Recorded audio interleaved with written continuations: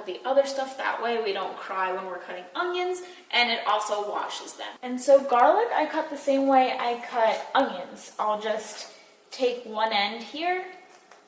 Do that because garlic is the same as onions. You have to peel it before you cook it. So you cut off the ends, and sometimes it'll be nice and it'll just all unravel. You can just start cutting from there. Okay, so we have our clean onion. I put it face down like that, and I just start cutting slices. And then from there, I just cut all the little slices. So for the chili recipe, we have 1 yellow onion, 1 red pepper, 1 yellow pepper, and garlic. Okay, so now we're all done chopping. We can finally move around again. Usually when I'm chopping, I'm like, So now we're going to be putting all of that in a pot. This is new, but now it has all dishwasher stains on it, so I don't know. I'm going to take olive oil.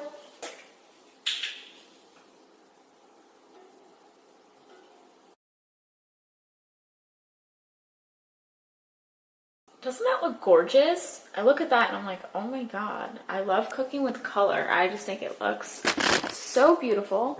So now we're going to start heat. Okay, so what we're doing now is sauteing the vegetables.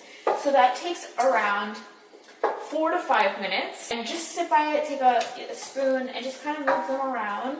To me, that's perfect. I love it to look just like that. Once that's sauteed, now you add in the ground turkey. And now I just want to break up the turkey so that it's no longer like a big block. We want to break it up. Once the turkey is brown and no longer pink, that's when it's done. This is probably the most important thing that you get so that it actually has that chili taste. We're going to add our spices. And I'm just using this spoon. I'm just going to kind of eyeball it. I don't want to do the entire spoon, but some I'm just going to do like, you know, a little bit. So this is oregano, ground cumin, tiny bit of cayenne pepper, a tiny bit of garlic salt. Add your dark red kidney beans, a little over a cup of chicken broth. I'm going to turn it on low heat. You're going to cover it, let it simmer for around 35 minutes. If we have to add more, we will. The first love handle workout we're going to do, just going to lay like this. See how it's crunching here? It's putting some nice pressure all here. And I would do this, see we do this in dance, so it's not like, there's not like a number, like it'll be like 30 seconds on, 10 seconds off. So maybe you could be watching your favorite show and do this in front of the couch or something, or maybe music. You can listen to like half the song if you're at the gym, and then rest half the song.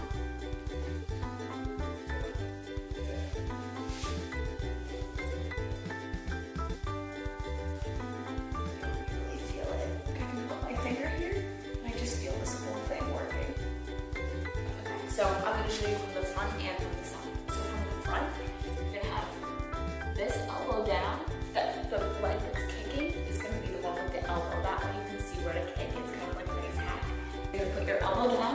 You're going to kick 1, 2, 3. Once again, do 30 seconds on, 10 seconds off. Feel that right here. It's going to sting. Just like my booty workout when I showed you guys this, and you guys tried it, and you're like, oh my god. Same thing. You're going to feel it.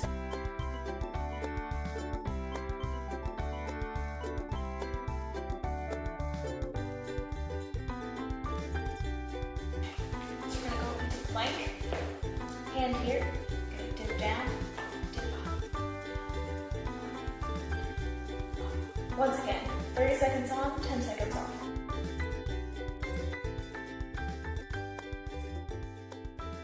We are all done. Came out great. So I'm actually going to have a little bit. The cheese really gives it a unique flavor because it's such a salty cheese that people are like, ooh, what is this? It's sort of my secret ingredient. Okay, so when you're done meal prepping, whatever you make, I like to make a bunch of different things on Sunday. I think I've mentioned that in other videos because we get really bored and can't eat the same thing. I did make some ground turkey, which is in my meal plan, so I'm going to be putting it in containers. They have a bunch of different kits. The one I got is the portion control kit, just because I do like to know, like when I'm scooping that sour cream or something, I do like to know like how much I'm using. So that was the kit I got. You can get all sorts of their kits, but it came with all of this stuff. It's great.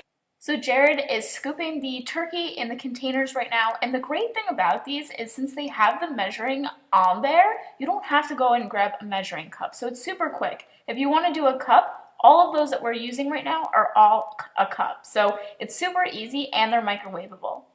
So thank you guys so much for watching. Make sure to check out my meal plan on my website to get more of my meal ideas, and I'll see you guys soon. Bye! I'm teaching Jared how to dance. Come on, babe.